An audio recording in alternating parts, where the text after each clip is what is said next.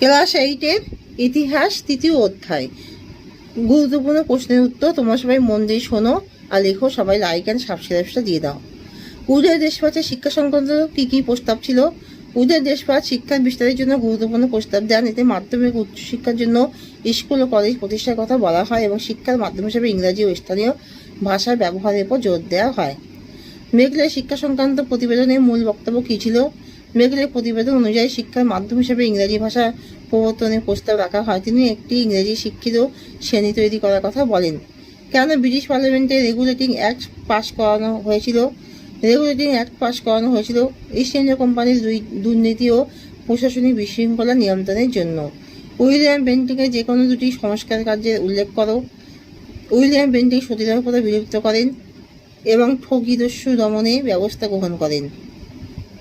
শিক্ষাক্ষেত্রে আধুনিকতার প্রসার ঘটিয়েছিলেন। শিক্ষার প্রসারে উইলিয়াম কেরি কী ভূমিকা নিয়েছিলেন? উইলিয়াম কেরি বাংলা ভাষায় বই অনুবাদ ও মুদ্রণ করেন এবং শিক্ষার প্রসারে শ্রীরামপুর মিশন প্রতিষ্ঠা করেন। ব্রিটিশ প্রেসিডেন্সি ব্যবস্থা কাকে বলা হয়? ভারত উপমহাদেশে ব্রিটিশ ইস্ট ইন্ডিয়া কোম্পানি যে সমস্ত অঞ্চলে তাদের বাণিজ্যিক কাজকর্ম চালাতো তার মধ্যে মূল কয়েকটি অঞ্চলে তাদের ঘাঁটি ছিল। মূল কয়েকটি ঘাঁটির অধীনে এক বা একাধিক অঞ্চলে প্রশাসনিক বাণিজ্যিক ব্যবস্থা পরিচালনার যে ব্যবস্থা তাকে বলা হতো প্রেসিডেন্সি ব্যবস্থা। কোম্পানির শাসনের জরিপের ক্ষেত্রে জেমস রেলসের ভূমিকা কী? জেমস রেলসের পূর্বে জমি জরিপ করে তার ভিত্তিতে খাজনা নির্ধারণ করার কাজে কেউই সফল হয়নি। রয়কার লরেনের পূর্বে কেউই সফল হয়নি জমি জরিপের কাজে।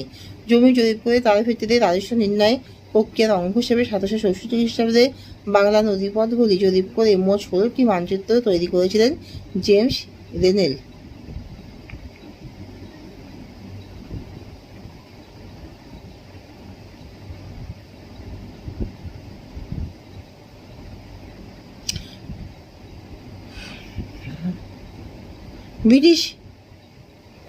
ব্রিটিশ কোম্পানির প্রশাসনিক ব্যবস্থায় আমলাতন্ত্রের ভূমিকা কী ছিল?